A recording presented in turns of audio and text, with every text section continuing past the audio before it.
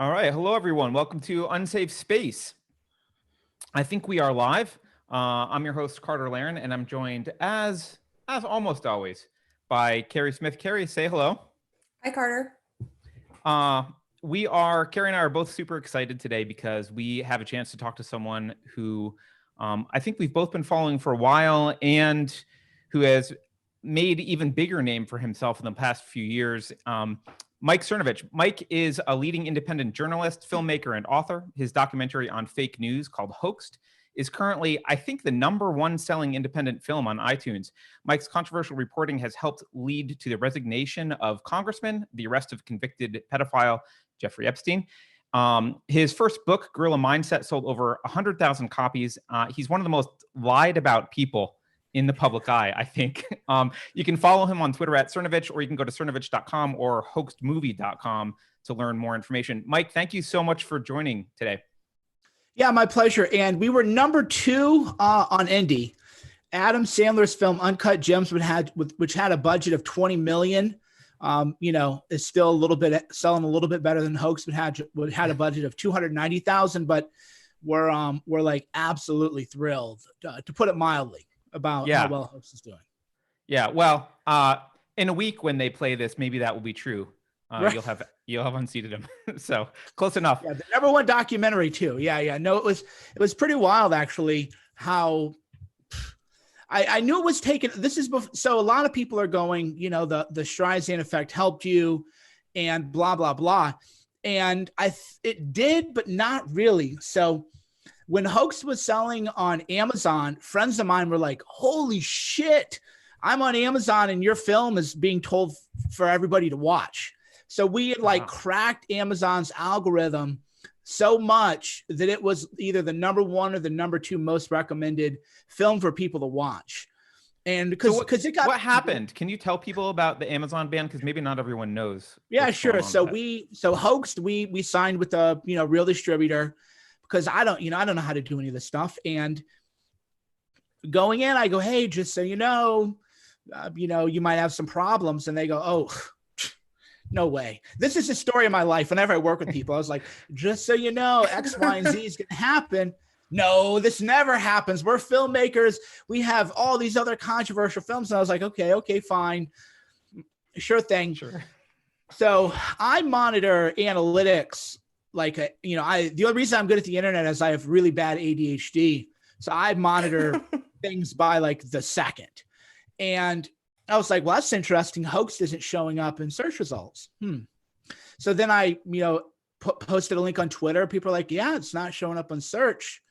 And then I go, they're going to ban it.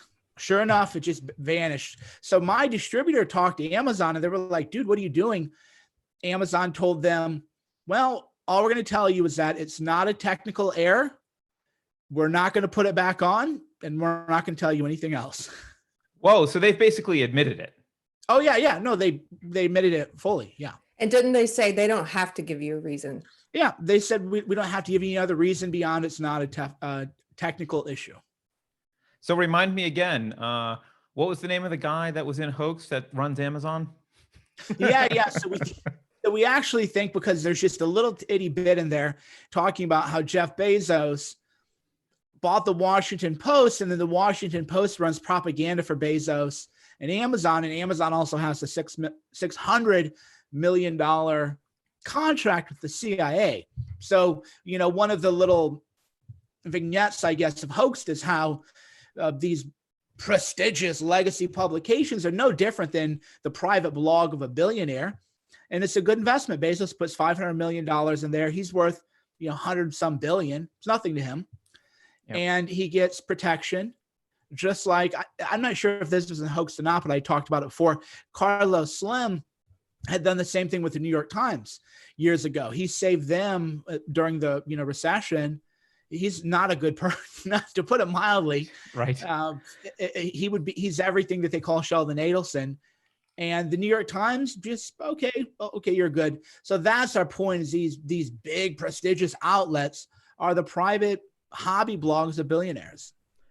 Correct me if I'm wrong, but I think after Carlos Slim invested in the Times, they changed their stance on immigration quite significantly, right? Yeah, the New York Times, it's wild, actually. It's a great point you bring that up.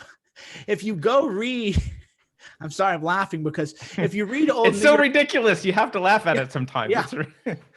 Yeah. So if you go read old articles from the New York Times, it was very hawkish about immigration. Like, well, immigration is, bad for labor. It's bad for unions. You're driving down wages.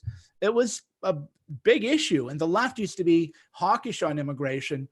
And then, so the New York Times, you read their old columns and it's unrecognizable. And that shift in coverage did change from Carlos Slim. Now, we don't want to just play false correlation. Why did it change? Well, Carlos Slim makes all of his money. He had, at least I don't know what he does now, but he had a monopoly on cell phones. So every person who goes across the border and then calls Mexico, he gets a cut of that. So it's in his interest to get as many customers making these international calls as possible. Right. Mike, I want to.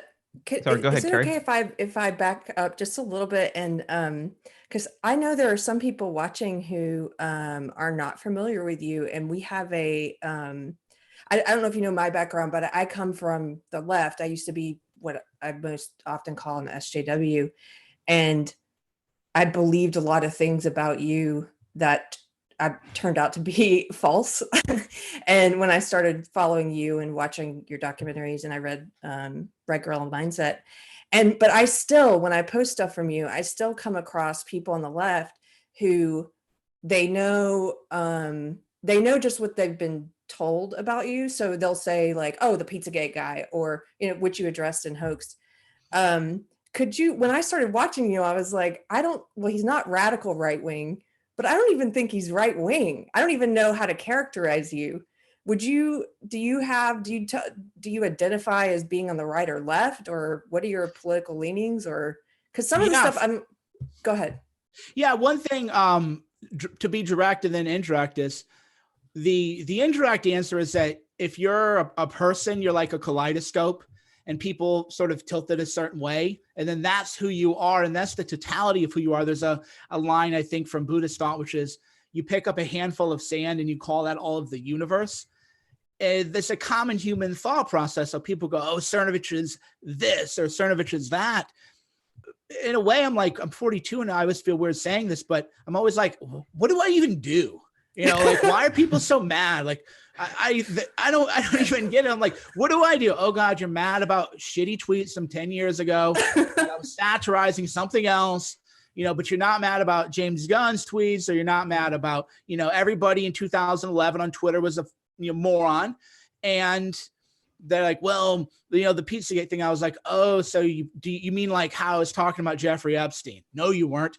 Yes, I was. You mean like how I went to court to win a lawsuit to get records of Jeffrey Epstein? No, you weren't. It's on, and that's where, and you talked about that in the DM, like criticism versus hate is I've never had somebody say, you know what, I don't like this guy. He's the Pizzagate guy. And then I go, oh, here's the Miami Herald, Julie Brown, who she is. Yeah. Well, you can read her articles and she mentions my role in getting these Epstein records.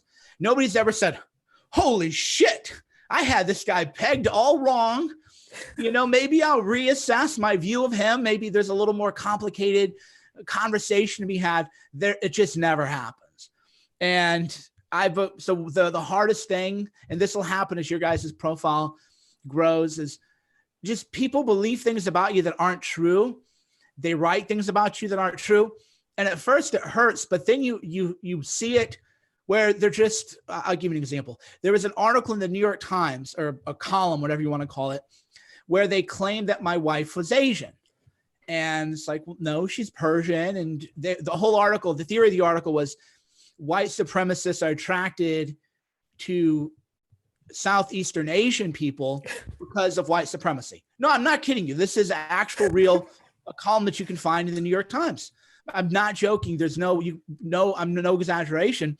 And then if you read it, they're like, oh yeah, then Mike Cernovich's wife is Asian. And I'm like, you people are just idiots. So first of all, that pretzel logic of, if you're in an interracial marriage, that's really more proof that you're racist than if you weren't. But they can't even, at the New York Times, they can't even figure out that my wife is a Farsi speaker. My daughter's name is Syra. The other one's Rumi. Rumi's a Persian poet. You don't have to be the most cultured person in the world to be like, oh, Syra and Rumi, I wonder if that's after like Cyrus the Great, or Rumi, I wonder if that's like the poet. And these are supposed to be like learned, literate people. And then even with the Epstein stuff, I had people try to say that I was filing the suit to help Epstein. And so at some point, your brain will break. It'll just scramble if you don't become comfortable with just, people are going to believe things about me that are dishonest. And some people mean well, most people don't. And then the flip side to that is, it's just, I'm very conscientious of, like, if you find me today and you read me for a year, whatever you believe is going to change. But you're going to have to spend a little bit of time, because you're like, oh, it's been a year. He hasn't said anything crazy. I tweet hundreds of times a day too. It's like, there's no, like, reporters would get bored with me because they'd be with me, you know, we're cracking open bottles of wine, you know, they're thinking that the real me is going to come out, and they're going to get these like recordings of me, hundreds of hours I spent with reporters. And I'm like, no, there's no real hidden agenda here. So the left, they do have a caricature of you, but MAGA people have a caricature of me. Everybody does. And it's just the nature of being any kind of public person. Well, that's one of the things I like. Go ahead. Well, one of the things I like about you is that you, like you said, the MAGA people have a caricature of you as well. And you don't seem to be, I appreciate people who aren't beholden to ideology over, for lack of a better word, like searching for truth or trying to figure out what they really think about things. And you piss people off equally on both so-called sides. If you're a person who believes in right and left is important, then if they actually start following your feed, it's like, oh, now all the MAGA people are mad at him because he doesn't support what's happening in Syria, or, you know, it's you are an equal opportunity offender. It's because you're just trying to figure out what you think. I had one other question about this though, since you mentioned about people like sending hate your way and stuff.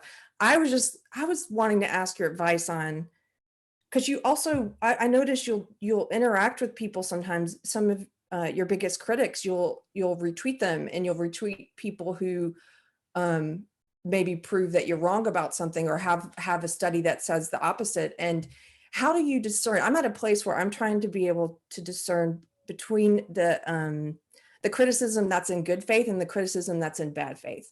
So because then there's the other people you dunk on, which is hilarious. And I don't usually name call, but when I see you do it, I'm like, how did he do that? That was the perfect person to do that to. So how do you make that distinction between criticism? Yeah. So I found that most criticism is done privately. People like you, for example, you'd be like, hey, so people said this like thing about you, you know, is this like a true thing?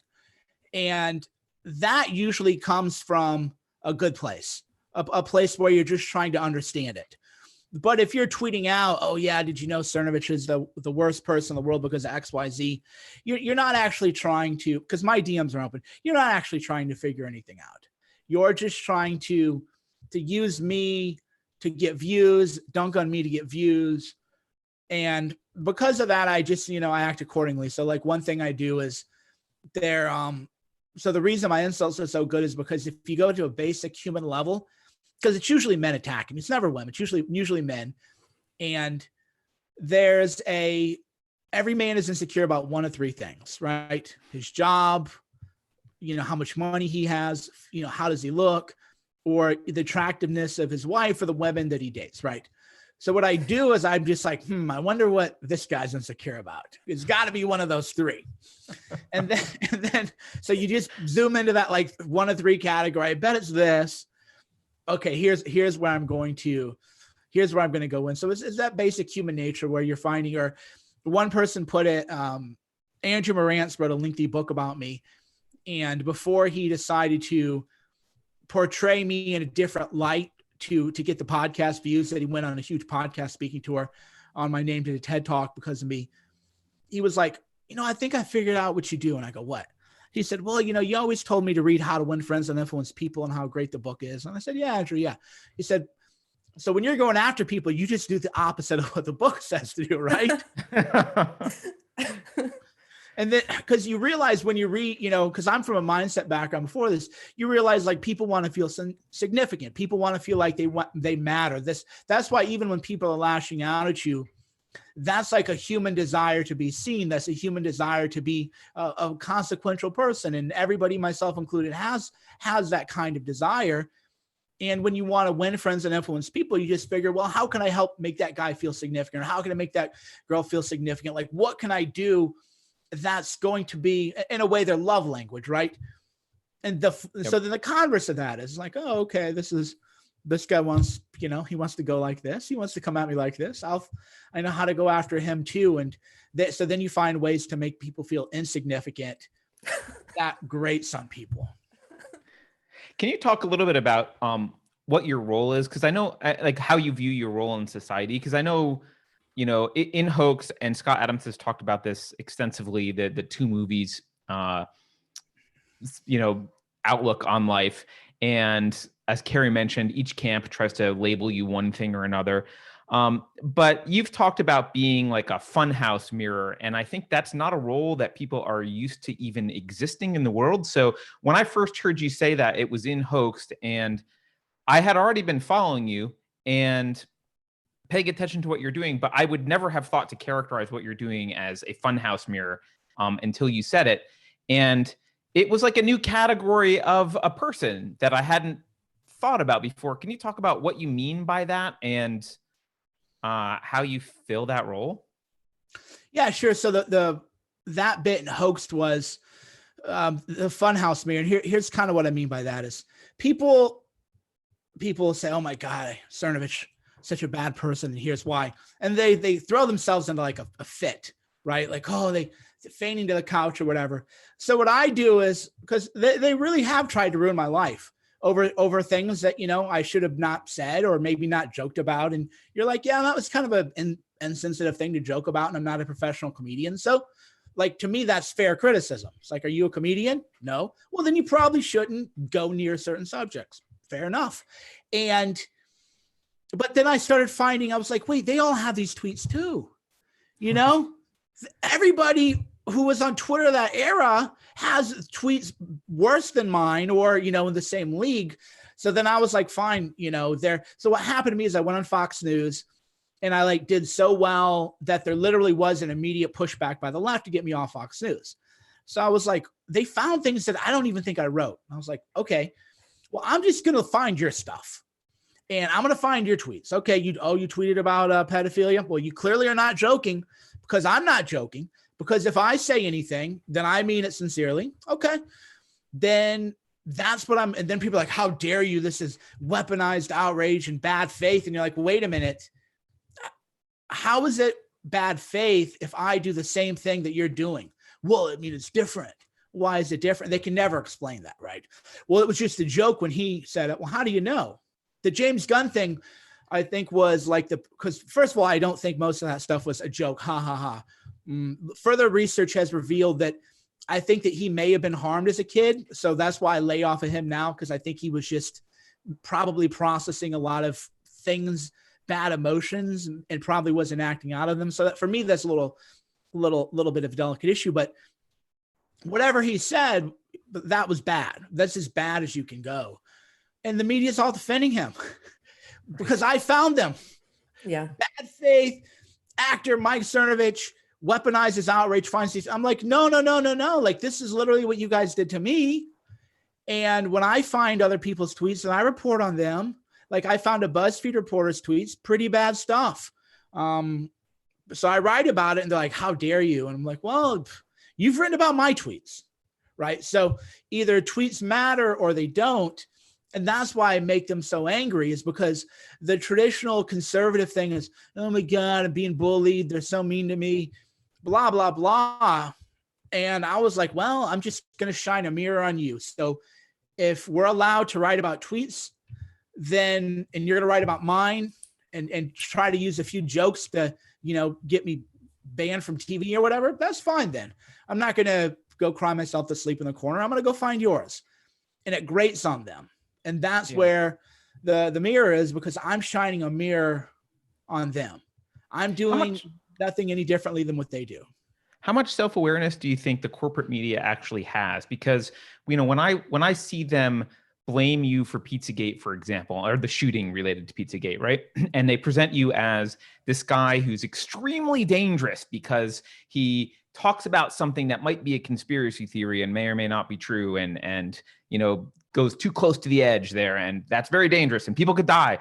When they make that case, I think normal people see the media say that and think, isn't that what you guys do all the time? If this small guy over here is that dangerous, how much more dangerous must be the corporate media doing all of this all the time?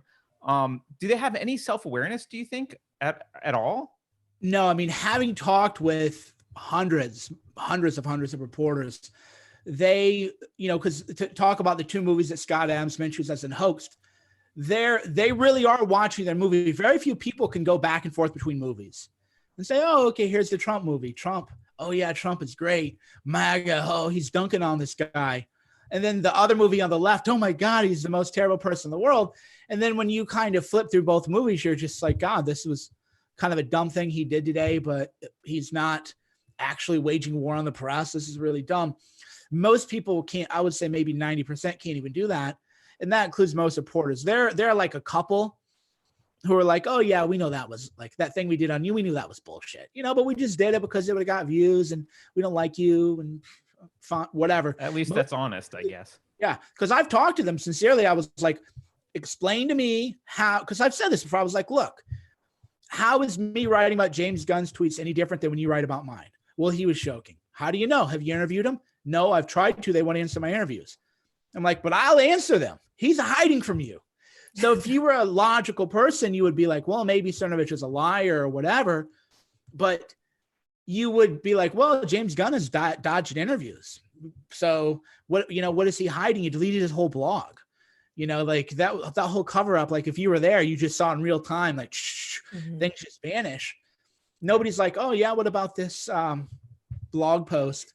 That was, in my opinion, worse than some of the tweets.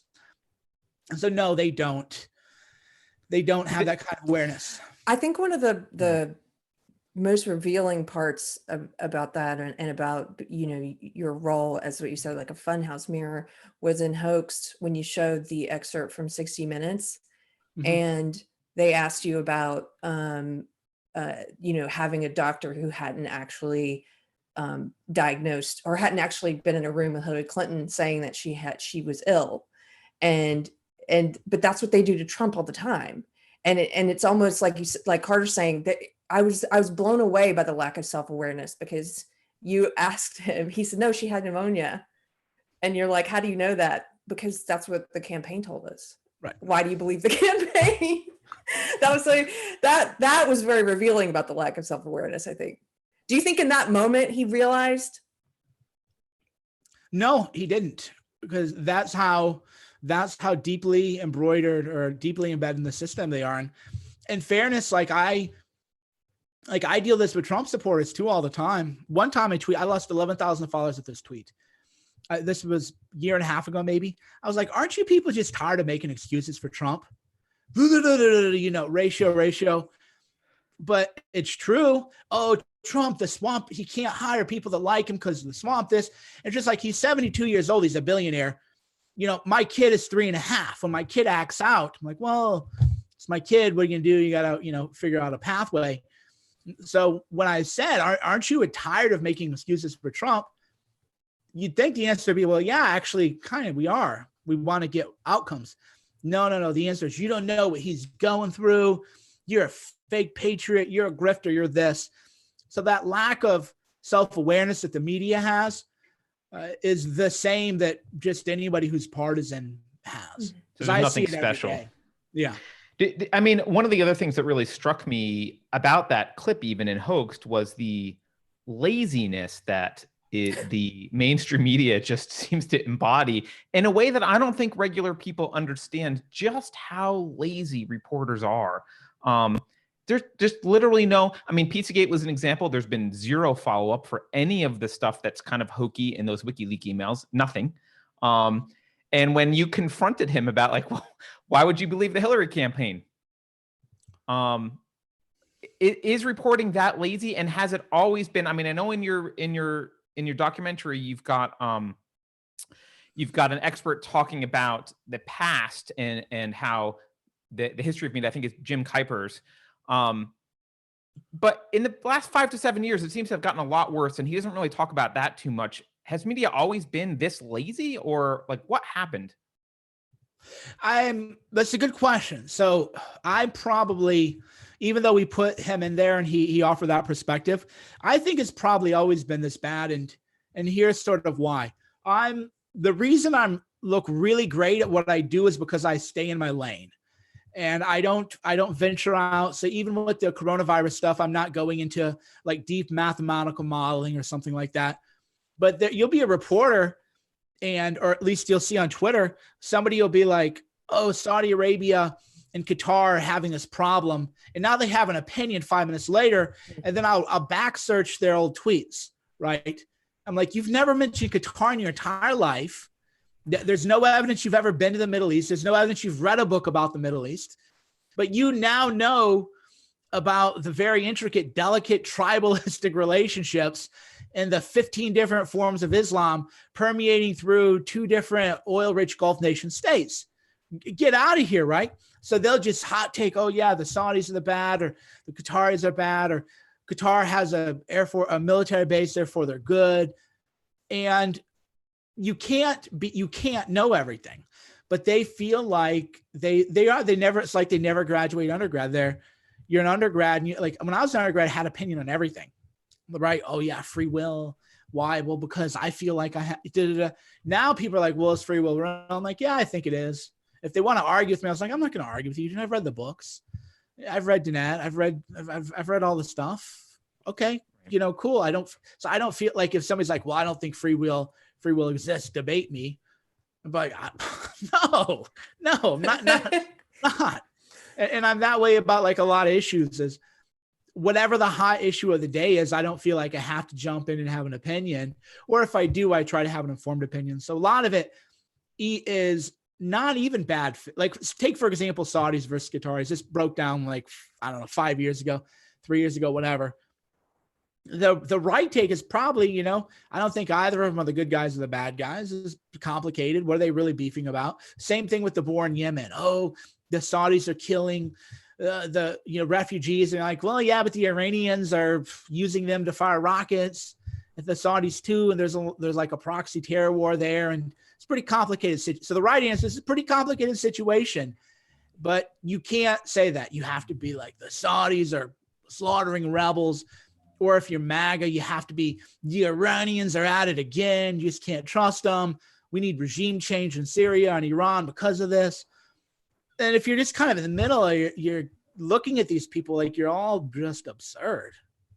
Yeah, it's interesting that you bring that up because I don't know much about the Middle East, but the other day I ended up reading. I couldn't sleep and I read about the Iranian Revolution or the coup in 1953.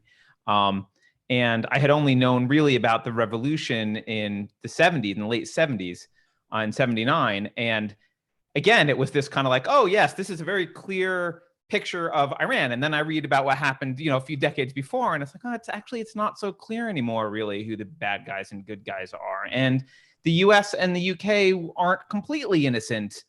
And everything seems to be much more complicated. And the thing that's I'm thinking about now is actually the coronavirus is a great example of this. You've got two sides of the coronavirus narrative that seem to be, the whole thing is a made up hoax kind of. It's like the flu, or it's an apocalypse, and Trump has done everything right or everything wrong.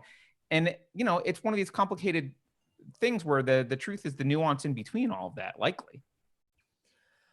Was there something that woke you up as because you were talking about when you were young, when you're in college and, you had opinions on everything.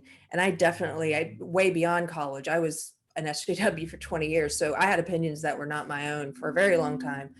And for me, there were a series of things that started to wake me up.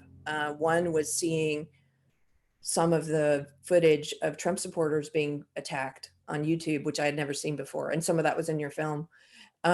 Was there something that, and I don't know, maybe you were never an ideologue, you just had strong opinions that you hadn't thought about for a while, but were there something that kind of opened your mind to the fact that the mainstream news is not telling me the truth necessarily, or did you always question the main narrative? Well, I was right leaning probably when I was younger. I become much less so. And there were things that you would see. So for example, Al Gore's kid got arrested for marijuana. And unless you knew about the website, The Smoking Gun, where they had the mugshots and everything like that, you just never would have known that. And I was like, well, Jenna Bush buys a beer at UT Austin when she's 19, and that's on the front page of every newspaper. But then Al Gore's kid gets arrested for marijuana, but he doesn't get a fine, and the story gets killed. You're just like, okay, this is how the game works. So I never trusted much of that, and especially because I've always been pro-gun, and I still am. When you read them write about guns, and this is actually resurfacing now in a funny way, a lot of liberals are like going to gun stores and they're frustrated because they really believe you can walk out with the gun. Give them your credit card, and they're like, I want my gun. I was like, well, no, you can't have it. I mean, there's waiting periods, and it's your first purchase and everything else. So I just known that on issues that I understood, the media was pretty bad. Yeah. The other thing that's come out recently is this Russian collusion narrative, which I know you've talked about in the past, but I'm wondering if it's making me wonder if most of what the mainstream media engages in is just projection. Because if you see the declassified footnotes from the IG report now, it turns out, let me quote Senator Chuck Grassley and Ron Johnson. Quote, these footnotes confirm that there was a direct disinformation campaign in 2016, and there were ties between Russian intelligence and a presidential campaign. The Clinton campaign, not Trump's.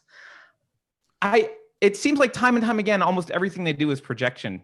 Do you experience that as well, or no? They really do. Again, because I've met more than, I could write a book on reporters that I met, because I've spent so much time with these people. Like, so for example, this New Yorker guy he wrote this big book, and he went to my hometown with me, everything. So that's the level of intimacy I have with everybody from every outlet, from the Atlantic, the New Yorker, to the gutter Gawker kind of blogs. They really do, they're true believers. They are zealots in every sense of the word. Trying to reason with them is a lot like if, a Jehovah's Witness knocks on your door, and I'm like, well, I respect your point of view. Or like my parents, who are very evangelical, they believe I'm going to hell. We love you. We hope you find God. If you don't, and there's no way that I can tell them, well, maybe there's something else to this. And it's the same way. So with them, they have their religion, and their religion is democratic orthodoxy. Well, one of the claims, though, I've seen is I guess James O'Keefe kind of makes this. He implies that it's just because they're about money and not about the truth. Do you think it's just that they're about money? Because it seems to me that they're not just about money. There's other ways. No, they're not making any money. No, they're broke. No, they're not. No, they're not making any money. So I think it's just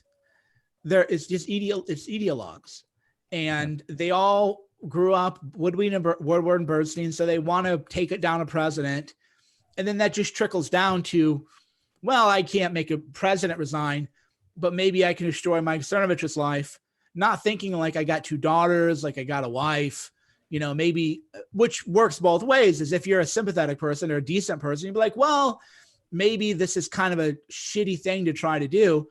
Or if you even have a little bit of common sense, you're just well, how would I respond if somebody were trying to target the livelihood of my kids? Maybe this isn't a very smart thing to do. And there's just none of that, because it is pure zealotry. It is pure ideology. Is there anyone doing a good job of reporting? Any reporters? You said you've met thousands, and who's good? Yeah, that's in terms of who's good, there aren't many. There are people that'll have a kind of a good day, and that's it. There's no person who, if I read this person, I believe it. I'm like, well, I better look behind this. I better look behind that. But there are people that I think were fair. So for example, Moran's articles were fair. His book was fair. And then he was a good writer. And then he goes to these talks. And so I'll give you an example. The book's pretty straightforward, pretty clean about my life. Then he goes on a podcast with Sam Harris and says, well, yeah, I found Cernovich's divorce records and he didn't want me to find these. I had to really dig. And it's like, I showed you them myself, right? Like, you didn't have to dig for these. The only reason people know that I made money in a divorce is I've talked about it. There's no like sleuthing that you had to do. And so that was a little disappointing, because he was somebody who I thought was, pretty far left in terms of his views, but you could, generally speaking, rely on what he was writing. You're like, well, that's true. It might be slanted. You're putting together facts of a person into a puzzle, and that the mosaic is going to look for everything. Because even my own people, I've linked to things about me that I thought were pretty fair. And like, if you like me, like, I can't believe they wrote that thing about you. I was like, what are you talking about? Like, they said that I've made some mistakes, and I have. So if people love you, they get mad too. And ultimately, everybody in media, they have to pander to their base. And the left, if they write, I had a reporter tell me, he said, if I write anything about you that's nice, I get emails, like hate mail. You're legitimizing him or whatever, even if it's true, right? That's why I was written out of all those Epstein stories, is because if you tell the truth about me, then you're going to just get a ton of hate mail. So, why write about him? But by playing to that audience, then your audience takes control of you. You actually tweeted something like that about Michael Moore recently. You said his audience is controlling him now. And I used to be a huge Michael Moore fan. And I would say anyone looking at him objectively now would say that's true. When you start to try and please the audience rather than just doing your work and trying to, find the truth in your work, you're catering. And that also makes me think of something else you were talking about. And I wanted to ask you about the Chris Cuomo had his kind of rant and meltdown recently, and you shared it and you were like, he's right. There's this golden cage that people in the public eye get put into. And some people have a greater degree of freedom than others. Like you were saying that you have a lot more freedom than he does because you're independent. But can you talk a little bit about what that cage is and how it's different for different people? Because he was sort of, for anybody that didn't watch it, he was ranting that because he's in the public eye, if a man comes up and approaches his family and starts insulting him, he's not allowed to just, tell him off the way that an average citizen would be able to. Yeah, what kind of restrictions do you feel like are around you? Right. So yeah, Cuomo's, what they call the rant, I thought he was just speaking from the heart, was like, if you have a show you do every day, you have to talk about whatever the news of the day is. And that's his cage. It's just mostly bullshit. Trump yelled at Brian Karem because Brian Karem was, and you're like, this is fucking dumb. This is just a dumb thing. This is, why am I spending my time thinking about this? But you have to talk about it. And then moreover, you have to choose a side if you're on CNN. Trump is attacking the free press yet again. Can you believe how he's persecuting all these poor journalists? And should we even air these press? That's what your life is, bro. And I've had shitty jobs. So as far as shitty jobs go, that's not even a top 10. But, even if you have a shitty job, you're like, I did Tasla Corn. I was like, man, this sucks. It isn't like if you're having to play into this hyper partisanship, you don't think, yeah, this job sucks, all things considered. And he was speaking that. And I feel that way a lot too, which is less so because I've alienated so many people over the years. But like, I was pissed off about that bailout of Boeing, 96-0, every senator was there, voted for it. So I was just like, fuck it, I'm going to help Democrats win. And people, if you know me, you're like, oh God, there's Mike ranting again. But I lost, 10,000 people. And I was like, good riddance. You were all fucking dumb anyway, right? You really think I'm going to door knock for Dianne Feinstein? I don't even door knock for Mitch McConnell, right? Well, wait, I'm glad you brought this up because I know you don't have a lot more time left. And I wanted to talk about the 2020 election coming up. What's going to happen? I don't know that Joe Biden survives. That's why I've been deliberately cagey when I'm responding to that, because I don't think Joe Biden, there's a non-zero chance that he doesn't make it. He's clearly not a healthy guy. But Wisconsin was very bad for Trump. People can say, well, Trump was running unopposed in the primary and da-da-da. Like, I know all the counter arguments. I think Trump has lost Wisconsin. the coronavirus is bad on boomers. That's his voting base. So he's going to lose a few thousand people just through coronavirus, whatever it is, even if it's not as dangerous as we've been told. He's still going to lose. He's just going to lose a net number of voters there for sure. I don't think he's gained voters. Everybody wants to say, well, all these other people who liked him don't like him.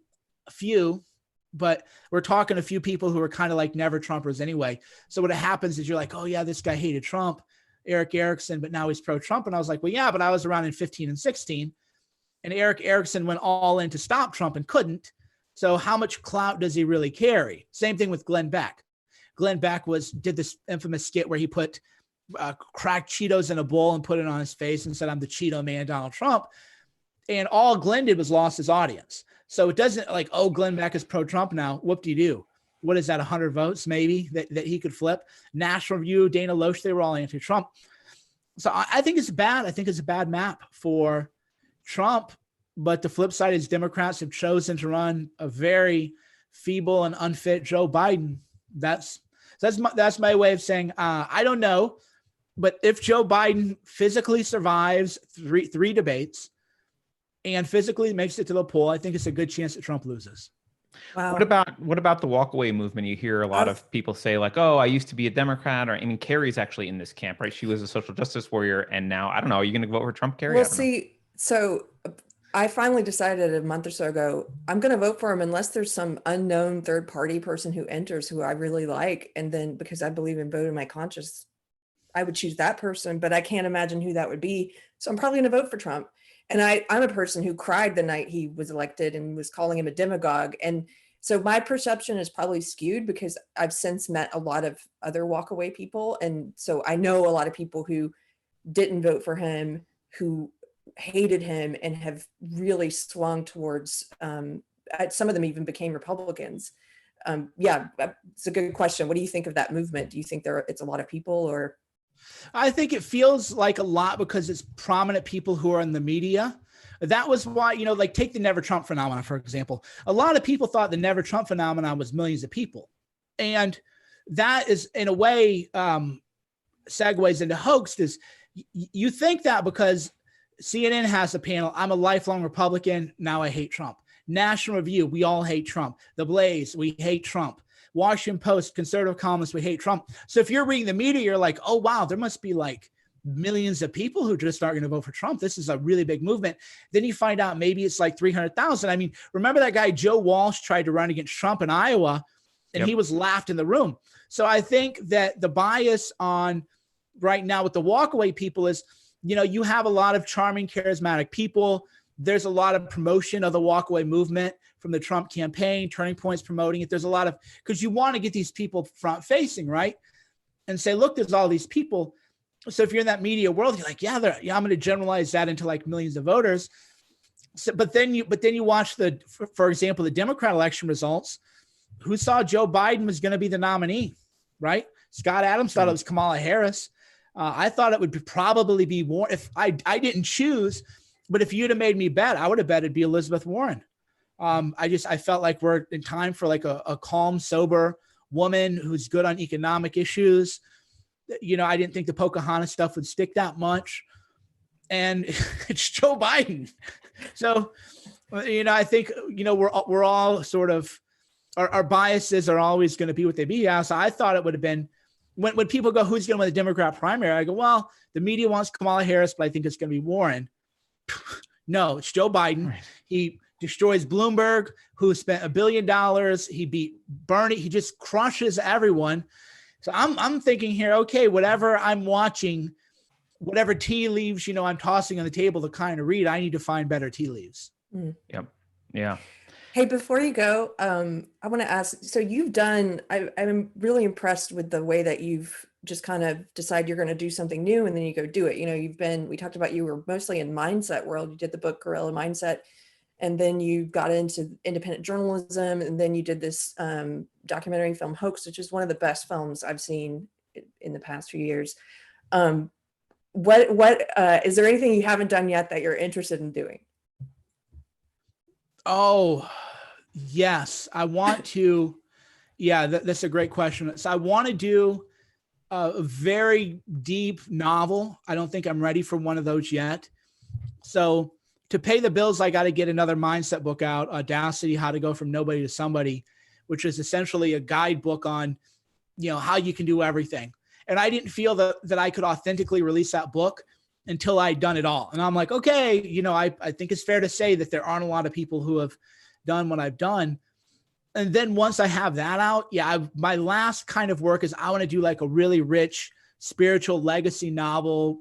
I don't know that I'll hit Alchemist levels, but something along that line, just a really soulful piece of work that people will read and would never have imagined that I could have written that. Cool. That's 8 years away though. I'm 42. So I don't think I'll be, I don't think I've lived quite enough yet. I think right when I'm about 48, 49, then I'll sit down and do that one. Well, then this rolls into the last question, and then we can let you go. But the last question is, how has becoming a father changed you? It's more of a personal question, but I know you were kind of this young, fast and loose guy when you rose to prominence. You're a dad now. How's that changed? Yeah, the number one thing is so there's private and public, and privately, I just do a lot of dumb shit. I was very whatever the opposite of risk averse is. I was. You want to jump off this cliff into the water? Sure. How many feet is it? I don't know. Like one time I landed and I felt I felt the surface area friction of the water where it didn't give way for a second because I was too far down. I was like, oh man, I think I'm about to break my foot. Fortunately, I hadn't. So I was the guy who would do that. Like, I'll just take any kind of risk. I don't really care. I'll be fine no matter what happens. So privately, I don't do much risky activity. I don't do, much YOLO kind of stuff, which I used to do before. And then publicly, it's made me like more empathetic. So when people like lose their jobs, before I might be like, well, I didn't really understand you have kids, right? It's like a different thing. So my core demos, men, say 25 to 44, most of them don't have kids. And if some guy's like, well, I lost my job, I was like, I don't care. Go to the gym or something, bro. Go cry yourself to sleep. What's your problem? And sometimes that's the right answer if you're a young single guy with no kids. There is the right answer, which is go, you're fine, dude. I don't know in your own mind why you think the world is ending. What are you going to do? Go sleep on someone's couch. Right? We've all been there. Right. But when you look at people who have kids, you're like, oh my God, this is like devastating for people. So it's made me certainly policy-wise more of an economic populist, I think, than I already was. It makes me a little bit more wound up about, Boeing gets 17 billion or whatever they're getting, and they're all just looting the country. And then just the average guy making $15 an hour, average, single mom making 15, 18 bucks an hour, they're just getting the shaft. And I feel that in an emotional way that I didn't feel before having children. Well, great answer. Thank you for sharing that with us, Mike. I know you got to run, so thank you so much for taking the time to be with us. We really, really appreciate it. And good luck on your next project. And I know I speak for Keri also when everyone should watch Hoaxed. When I say this, everyone should watch Hoaxed. It is, I'm not saying that just because Mike's here. We've said this in the past. Yeah. It's a great documentary. It's an eye-opening, red-pilling documentary that should be widely distributed. Probably should be in every high school. So thanks again, Mike. Thank you. I appreciate it. Thank you so much. Yeah. Bye, Carter. Bye.